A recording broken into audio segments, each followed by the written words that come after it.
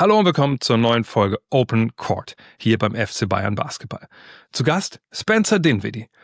Und den habt ihr wahrscheinlich abgespeichert als NBA-Spieler. Unter anderem bei den Dallas Mavericks, zuletzt bei den Charlotte Hornets, jetzt aber Teil des FC Bayern Basketball.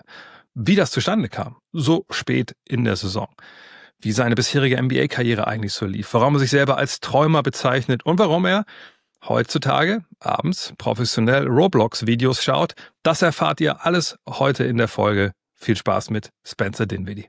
And I'm not gonna lie, today's guest, Spencer Dinwiddie, I was not expecting you to be here at Bayern Munich for this season. Probably to start the season, I wasn't expecting to be here either. Because, usually I cover the NBA. We have this preview magazine. I vividly remember, it was only a couple of weeks ago, I was writing the Charlotte Hornets preview. And I was like, right, obviously they have one guy too many on their roster. Yeah. But I was figuring, like, who are they going to cut, who are they going to buy out? And I was like, right, it's got to be Pat Connaughton. He didn't really play at Milwaukee last year, a little older. But they won't cut Spencer Dinwiddie. They just signed him. He's here. Yeah. They need an adult in the room. Yeah. The guy has shown that he can perform in the NBA. Yeah. Surely he's going to be there. Yeah. And now we're sitting here on a red velvety sofa at the B&B Park. Yeah. So take me through that whole process from getting cut from the Charlotte Hornets to us being here. It was kind of a whirlwind, to be honest. Obviously, Charlotte said they were going to go in a different direction, which, was cool. I understand they're a young team and have the roster they want, that they feel sets them up best for the future. So that was, a respectable business decision on their end. Then from there, obviously, my agent was just giving me the options of, various places to play, NBA and, what non-guarantees or waiting looks like, along with China, various EuroLeague teams. And I think at the end of the day, having familiarity with Coach was big. And then also just, nice city, great facilities. And I want to give EuroLeague a shot. So it was obviously your decision, but what went into your thinking? You said you were familiar with Coach. How do you know Gordon Herbert? He was an assistant coach with the Brooklyn Nets back in right. the day when I was there when I was a lot younger. So, knew him from that time period. So did he reach out to you? Yeah. He was one of the coaches that called. We got on the phone. We talked a little bit. So that was cool. So obviously, during your NBA career, you had a couple of weird detours. Being drafted in the second round, then going via the G League after not really getting any chance, basically in Detroit. So was it hard for you to just say no to any NBA offer at this point of your career? Or were you just ready for something else? I think it's interesting. It's kind of a weird time period, right? Like in my career, I think you can sign on to be a mentor. Also, obviously, you can still play. I had multiple 30-point games, stuff like that last year. And so it's seeing, are you with a competitive team that maybe you help win? Or are you, with a young team that you're kind of doing the mentor thing? And, also the difference in how people view age in the different leagues. 32 is considered old, in the NBA. Out here, it's considered your prime. People play till 40. So I think it's just kind of a interesting spot. And then, seeing what happens next, if there is, a competitive team that comes calling, or, if we're blessed to win a title here. So the NBA offers you got were basically just, as a mentor at the end of the bench, or? For the most part, that's what we were looking at. But, it's all good. So obviously, you touched on knowing Gordon Herbert, but did you reach out to Greg Monroe? I understand he was basically your vet when you started with the Pistons. Moose was my vet when I started out with the Pistons. He's a great guy. The person I talked to the most was actually Maxi Kleber. Oh, right. Yeah. Yeah, because he obviously not only played here, but really knows Germany for real. So, he said it would be a great situation. He said I have a lot of fun. So that was one of the people that I spent some time with on the phone too. So do you view this as just like a step in between maybe NBA and teams, or is it something that could also be the next part of your basketball journey? I'm open. Yeah. I think, like I said, it's an interesting spot. I'm very open. I think, playing and competing and having a chance to win every night is always going to be fun and appealing in whatever league that's in. And just, I think, enjoying the process and the time I have left to be at a high level, you know, because it doesn't last forever. So, you know, it's been cool to be able to spend 11 years in the NBA, you know, most of which were, I think, at a pretty high level and still be able to kind of, you know, do some of that. And obviously, like as I said, early in the NBA career, you had to, you know, prove all the doubters wrong. I mean, you came into the NBA with an ACL tear and decided, no, I'm going to get drafted. I'm nice. You know, I'm going to outplay people. I'm going to prove people wrong. But I think, you know, maybe we have to explain this to the listeners or to the viewers on YouTube. It's not always about how good you can play basketball in the NBA. There's a lot of politics involved, right? Yeah, of course. I mean, like you said, I think, you know, the draft process for me was interesting. I didn't have anybody in my family that's been to the NBA. I didn't, you know, have any prior knowledge. Obviously, you're just kind of working with the feedback that the, you know, draft committee gives you, along with some agents and stuff like that. But yeah, just personally having that confidence, and I wanted to go, so that's why I left, even though I was coming off ACL tear. You know, so I fell from the lottery to the second round, and you know, that's just kind of a part of it. But what you do realize is if you are a second round pick and they're not necessarily investing in you, then you kind of get a short leash and you can be out of the league pretty quick. So, you know, I had 2 years where I basically didn't play, and then was able to obviously kind of stay in the league, get back in the league. It was a very quick stint with Chicago and the Windy City and all that stuff to basically Brooklyn. And, you know, to be honest, the same way injuries took a lot from me, injuries gave a lot to me, because, you know, if Jeremy Lin doesn't get hurt, like, you know, maybe I don't play, right? Like, and maybe that first year in Brooklyn, then I'm in Bayern Munich a lot earlier, right? But, you know, he got hurt. I was able to show flashes, show signs, and, you know, after that, you know, then you kind of can't put it back in the bottle after that. So, you know, I was blessed to be able to play and, you know, be good. And like you said, politics and things are a part of it, right? It's a business. So, you know, young talent, et cetera, like whatever generates the most revenue is what's going to kind of be a thing in the league. So, you know, you got to maintain favor while you can. And, you know, if you lose it, then you can be the odd man out. And I think also what people don't realize how important the human connections are. I mean, obviously you went through I think they're the Windy City Bulls as well, right? Yeah.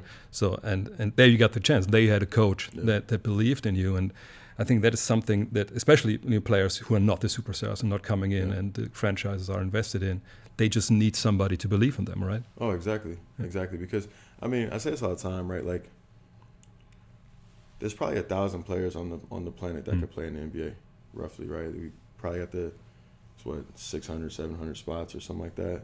So it's probably another like 300 or so guys that really can play in the NBA. And it's just going to come down to everything. Did a coach believe in you? Did a GM like you? Were you hurt? Are you a little bit too short? Is there some aspect of your game that they don't necessarily love? What are your daily habits like? Are you late? Are you on time? Are you a good pro? Like all these things, and they kind of are what kind of separate guys. But, you know, it's for me, it definitely was a couple different times when a coach believed in me enough to give me the ball, let me kind of play. And then, like I said, talent kind of shown. So, you know, Nate Linzer with Windy City, Kenny Atkinson with Brooklyn, Jay Kidd with Dallas. Also shout out Sean Sweeney, he's an assistant coach, but probably my favorite coach ever. So yeah, you know, those situations, like, they just, you know, if you do have the style of game that I have where I can make plays, like, sometimes it really just takes somebody saying, here's the basketball, like, be you, and then the rest will be okay. Fun fact, by the way, you obviously know the 6 degrees of separation, that you're, you know, just 6 degrees of separation away from every man, every human being. We are two people are separated because Kenny Atkinson played with Chris Fleming. You might know him, the assistant coach. Yeah. Used to be with Portland. And I played against him in the second league over here. So it's just funny how connections work. Yeah, it's crazy. But Kenny Atkinson, I mean, he must be maybe the most important coach in your journey, right? Yeah. Yeah, I mean, in my pro career, yeah. Yeah, well, yeah, probably. I mean, him or Nate Linzer, I would say, you know, I mean, just because of the timeline of it. But yeah, I mean, in terms of like in the actual NBA, for sure Kenny. Because without Kenny and without that, like, belief, because we also had other guys at the time, you know, Isaiah Whitehead, you know, D'Angelo was there, Karras, like all that stuff. And I obviously had to play with them, so it wasn't just like, hey, here, Spencer, you're above everybody, whatever. But, you know, being in that rotation and still having those carve-outs and those moments where he'd be like, okay, I need you to, you know, showcase, whether it be your ability to get to the rim or draw fouls, whatever it is, it just allowed me to kind of do that, so for sure. And I mean, these Nets teams, I found them fascinating because obviously Atkinson came in, first-year head coach. You know, they just had this horrible idea, you know, just go horribly wrong with Kevin Garnett and Paul Pierce and all them. And then you've got all these,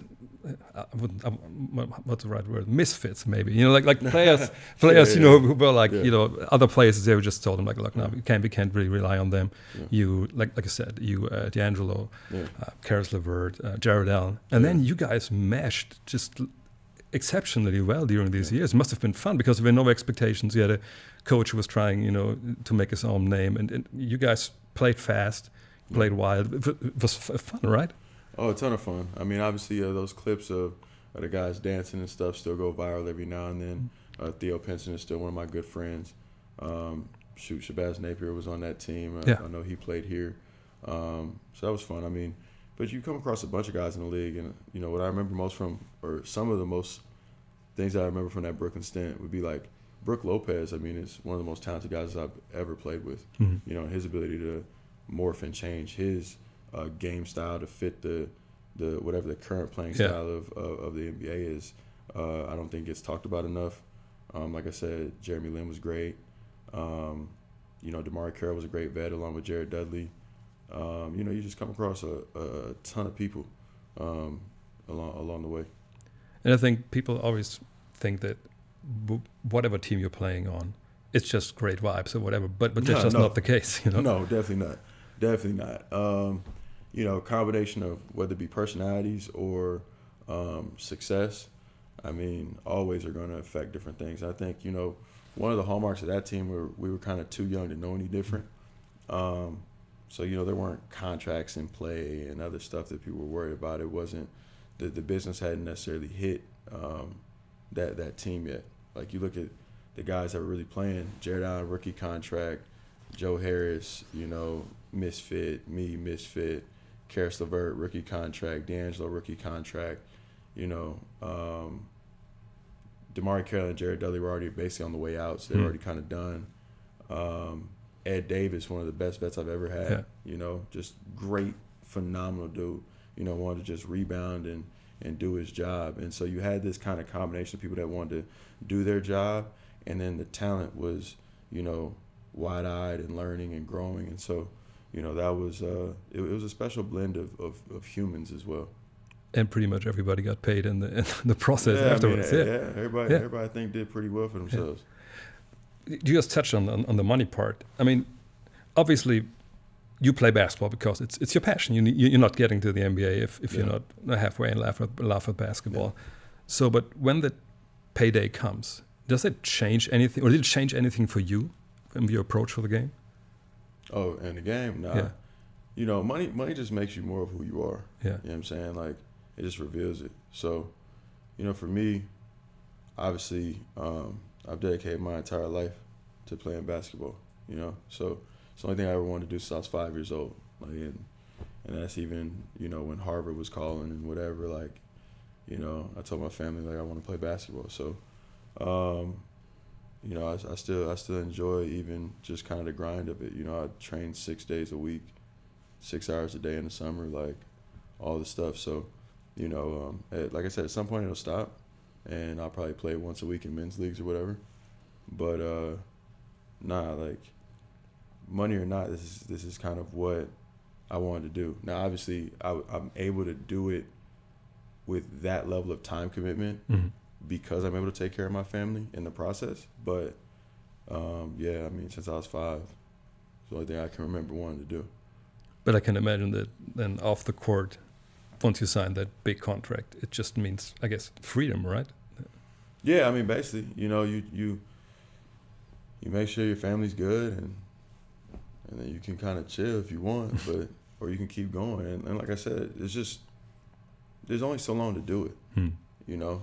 I mean, I tell people all the time, like when I retire, the first 6 months to a year, I'm probably just gonna sleep. You know, sleep, recap. Like it's been a long road, not just basketball wise, but off the court, right? Like, you know, dealt with a lot of different things. So, in a lot of ways, it's still my escape. At the same time, I think you have to be in love with the grind, right? I mean, because obviously you can't play for a championship every year. Yeah. You can't play for career highs or whatever. You can't play for the next contract. So, what is it about the grind, about showing up, like you said, 6 times a week, taking care of your body, just coming to, like today, like coming to the gym on off days? Yeah. What makes you do it? I mean, I would say probably 2 things. First and foremost, my dad, one of the lessons he always told me is, you know, never have regrets. He didn't want that type of pain because it don't go away, right? Like and what he meant by that, you know, wasn't to try a bunch of crazy stuff, right? Like, because he's not that type of guy. He's kind of more militant, but he meant like, you know, if you practiced every day, if you shot every shot, game speed, if you did all the little things, you took care of your body, then if you were to get hurt or something does go wrong, you miss a game winner, you have peace with it because you know the effort and the work that you put in. And you genuinely believe that was the best shot you could have took, and you genuinely believe you'll make the next one, right? But if you don't, you know, if you were lackadaisical or you kind of, you know, excuse my language, half-assed it, then you're going to have all that, you know, pain, fear, regret, anxiety, whatever it may be. And that's going to stick with you, and it's going to affect who you are down the road. So I would say that's one. And then also just from a competition perspective, like, you know, I like winning. Like, I like beating people. Like, it's like the whole thing. Like, why not? And I think it's also just seeing the ball go through the net. I mean, basketball is a one-team sport where you just grab that ball, you go to a hoop, and you just hoop. And it's no. I mean, obviously it's better to play 5-on-5, but it's good enough. You can do it for hours. Oh yeah, sometimes that 1-on-0 and just being in a gym by yourself is some of the best therapy in the world. Yeah, you get to clear your head, feel good, like see it go through the net. You know what I'm saying? It's a great mental escape. And I think the thing you touched on, when you give everything in preparation, when you have no excuses left because you did everything right, I also think that gives you kind of a freedom in what you do, and you can deal much better with, you know, failure because you knew you did your best, right? Yeah, exactly. I mean, that's what I said. Like, you know what I'm saying? My dad always tried to tell me. I think that's why I operate the way I do on the court and just kind of in life. So when you come over here, obviously your role changes. You know, you were, let's face it, at the end of the bench there in Charlotte, they wanted you as a vet. Now you come here and everybody's like, oh, there comes the NBA superstar, because people don't know a lot. But they've seen the game winners. They've seen you play in the Western Conference Final with Dallas. Yeah. So these expectations, do they change your approach? Or have you talked about your role on the court for Bayern at all? I mean, as far as my role in the court for Bayern, it's really just about, you know, making plays and trying to help the team win. We haven't gotten to any explicit, like, you need to average this, you need to do this. I think that's one beautiful thing that I've kind of seen about the EuroLeague game so far. Obviously, the game's shorter, plays are a little bit longer, so, you know, the scores are a little bit different. I mean, a big-time game out here is like 15, 20 points, you know, so that was kind of a shock because, you know, in the league, it's like 30, 35, 40, right? Like, so that was different. But yeah, it's just about winning. You know, I mean, that's all I'm really here to do, compete at a high level and win. I feel like, you know, as far as the NBA career, like, I've done most of what you can do outside of obviously winning an NBA championship, especially when you consider being a second-round pick and not being, like, you know, ushered in to win certain awards and things, like being on the, you know, 6th Man of the Year or Most Improved or like those type of ballots when you're not already a guy that's supposed to win. I mean, you know, even the year 21-7 with Brooklyn, with, you know, basically the whole team hurt, like, and being, I think we were 6th seed at the time, like any other guy would have got an all-star selection for that. So like when you understand how it kind of works, you're just kind of like, oh, okay, like I get it. And by the way, your draft, I mean, that second round must have been man, maybe the best historic. second round of all time. Historic. I mean, obviously you got Jokic, probably the best player in the world right now, if not, top 3, and goes down the all-time list, probably in the top 15. Well, maybe top 10, higher, yeah, right? You got Jeremy Grant, you got Jordan Clarkson, myself, obviously. You had several guys. Yeah, Joe Harris, I think, was the same. Joe Harris, yeah. That's my dog. Joe Harris. That's my dog. I miss Joe. So, I guess you're right smack in the middle of adjusting to the FIBA game. Is there anything that in particular that you would say, well, that's kind of different and kind of weird? Yeah, I mean, everybody's in the paint all the time, And one thing that I think is kind of dope, though, the plays are far more intricate, which is kind of interesting to see, like, why certain actions are ran based on personnel, stuff like that. So it is cool to see the different play styles and kind of still be a student of the game. I think EuroLeague is a little bit, I guess, out of necessity. You have to be, more precise with your plays, because obviously in the NBA, basically everybody can shoot now. Yeah. Or you're a badass athlete, you can just roll to the basket, and that makes it kind of simpler, I guess, than the EuroLeague. Yeah, I mean, I would say the NBA, and obviously, haven't done it for so long, like you see a lot, but I would say about 80% of the playbooks are all the same. Yeah. They call it different stuff, but they're the same. There's probably like about 20% of the playbooks that are very specific to each team. But that's also because when you look at the game now, there's pretty much only going to play out of either 4-out 1-in spacing or 5-out spacing. And so the geometry of the game just changes, because you also, can't have any defensive 3 seconds. And then depending upon how many shooters are on the floor, it really takes away the help side. So it's all about manipulating matchups versus like specific schemes. So I wouldn't necessarily call one better or worse. I think it's kind of like if you're a great salsa dancer and you're a great ballet dancer, it doesn't mean that one style of dance is better. So they're just different. You know what I'm saying? And some dancers can do both and some can't. Yeah. And obviously it's like I said, the skill level is just different. It's one thing if you have like 2 guys on the court who can't shoot. You have to run different stuff to get everybody involved versus everybody can shoot. Yeah. And obviously there's a lot more space in the NBA. You touched on it because you have the defensive 3 seconds. Like, for the most part, like I said, if there's 1,000 players in the world, they have most of the best players in the world, like, for sure. There are some over here that definitely can play over there, like 1,000%.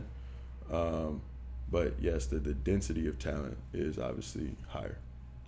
Also, the density of the fans is a little higher in the EuroLeague, I would say. No. No, from what I've seen, EuroLeague fans are better. Yeah, that's what I'm saying. That's what I'm saying. They go crazy. Yeah, for sure. So, have you heard any crazy stories about people, like throwing coins and stuff? Or yeah, people talk about that. They talked about that before I came, but I was like, we'll see. It's going to be different. I mean, especially. Look, man, I'm looking forward to experiencing it.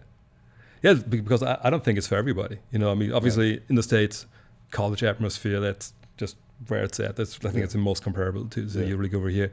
But these are like grown ass men, and they are drunk, and I don't know if they're still smoking in Belgrade, but It's all good. I mean, to me, I think it is cool, because I think in the NBA, you have a lot of fans of the specific players, or it's a show, right? So like if you're, going to a Knicks game, like it's a show. So all the stars there, it's a show. I think here, from what you kind of touched on, like it is kind of more college, where they're a fan of Bayern, like that's who they're fans of. You know what I'm saying? They're repping their city, they're repping their team, like they are a fan of the team itself, regardless of the player. So I think there's a tribal nature to that, which is going to be cool to experience. Let's get away from basketball for a moment. I mean, you're a guy of many interests. So how did that come about? I guess it's your parents' education, or yeah. Yeah, I mean, I think my parents stressed education early. That was the priority. That's why I said that's why they were upset. I didn't choose Harvard, but it's all good. It worked out. Um, and yeah, I mean, I think they also wanted me to dream. They didn't really want to put limitations on things, and so kind of been able to kind of dream and look at life, look at the world, take risks, and kind of have fun with it. Yeah, you actually said that in an interview that the ability to dream as a kid was so important for you because I guess I think you said I could have told my parents I want to be an astronaut and they would be like, yeah, sure, go ahead and do that. And I think that's very liberating as a kid, right? Yeah, no, I mean it is, and I think obviously within reason, but for the most part, I mean I think you want your kids, and I have two boys, like you want them to grow up pushing the limits and trying to be the best version of themselves. Like you're not trying to put a artificial ceiling on them for your own fears. Like why would you do that? And I think also how can you explore what you're good at or what your interests are if there's a cap on it right away, right? Exactly. Yeah. Like if you have that there, then you may not ever know. So your kids are how old? 7 and roughly 2. Oh, okay. Our daughter's 8, so I can nice. kind of relate from that age. And it's kind of the age. I mean, all the ages are great actually, but I think this age range, I think 6 to 10, it's at least I experience it now, where really these interests come out. Yeah.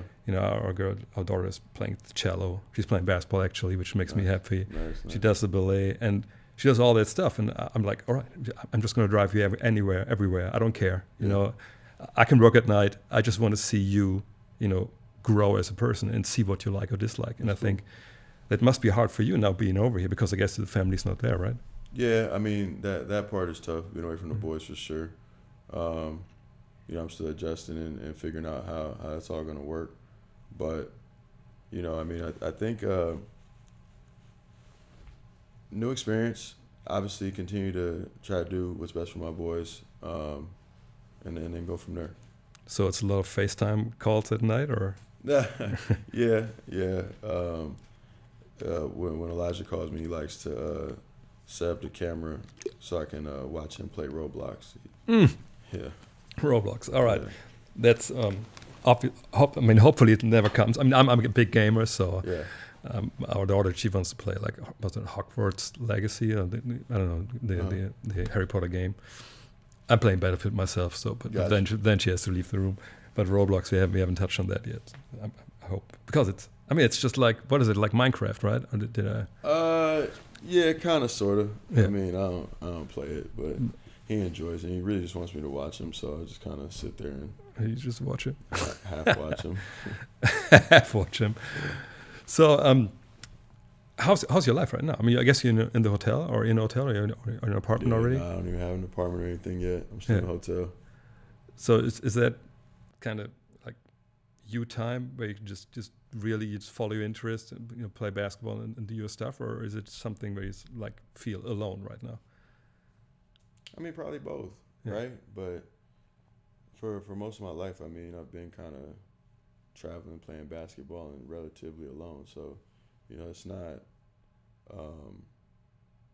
the most foreign feeling in the world. And I think I'll probably start locking back into some of my interests in business and stuff like that in the next, coming week or so. Right now, I've just been adjusting, getting the doctor's appointments out the way, like, getting registered for the car, just all the little stuff that has to kind of take place so that you can at least feel, comfortable in the spot and catch up on sleep. That too, like after we leave here, I'm definitely gonna take a nap. So, all the small stuff. But let's talk about the other interests. I mean, obviously, you made headlines a couple of years ago because you wanted to. I don't know what the right term is. You have like bonds on your contract using crypto. Yeah. But until the NBA said, no, we're not going to have that. Or did you change it around so that you could have? Yeah, I wanted to democratize basically my contract, and there was a cryptocurrency piece to it because obviously I believe in Bitcoin and stuff like that. So The NBA didn't necessarily love it. We kind of did a little bit more boring version of it, which, you know, was cool and all, and some of the fans had fun with it. And, you know, at the end of the day, it led me down just a further, you know, crypto rabbit hole, and have been able to meet like some dope people in the space, and partner with people, you know, like Flo and Roham, and just a lot of people, meet a lot of people. So, you know, it's been great. So is this your main interest right now, is crypto, or is there anything else? Nah, I don't think so. I mean, I guess you could say my biggest business outside of the NBA is crypto, but, you know, right now I'm kind of just trying to see where basketball takes me, and then, you know, go from there. So nothing you're reading right now, or reading up on something any in particular? I mean, I'm always reading stuff. Yeah. You know, I mean, you know, you got the Fed cutting rates, and, you know, we'll see what happens towards the end of the year. Some people think the bull run's over. Some people think it's still going to go. Some people think the 4-year cycle is broken. It's going to be extended. They're tracking M2 money supply, like all types of stuff. So, you know, always trying to stay well versed, but, you know, yeah, my focus is kind of just hooping. So maybe that's a sensitive topic you have to tell me if you don't want to talk about. But obviously, you're an American, and you're outside the U.S. for the first time. And right now, obviously in America, there's a lot of divide, you know, between the left and the right. And in the past, you've talked about this quite openly, and obviously, like, whoever, you know, kind of talks about these things in the U.S. gets backlash from one side or the other. So being outside for the first time, you know, for a longer period of time, does it change your view? I mean, obviously it's tough to say after a week, but obviously, you know, have people talked to you about Trump and whatever is going on at home? Oh man, nah, not in the first week. Like I said, I think, you know, right now, and everybody's hitting me up. I'm usually waking up 4 a.m., jet lagged, whatever. Sorry. Catching up on conversations. I'm not, my perspective or anything hasn't necessarily like changed. I'm really just kind of trying to wait for the whirlwind to calm down. Is it something that keeps you up at night? What's happening at home? I mean, obviously it's been happening for a couple of years now, but. No, I mean, I think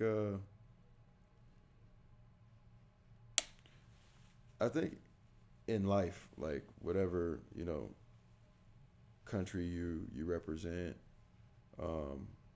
whatever political beliefs you have, like, it still starts at a human level, right? And you're trying to be the best person you can be every single day, and you realize like a lot of this stuff is out of your hands, right? Like there's not much I can do if two presidents are mad at each other, right? Like all I can kind of do is try to make sure that I'm the best teammate, best father, best, you know, son, whatever it is.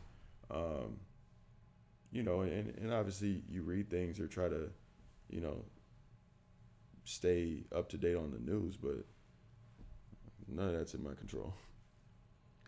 That's true. I mean, maybe that's obviously that's a pretty good last words for this podcast, man. Thanks for taking the time, and have a good nap. Thank you, boss. Appreciate you.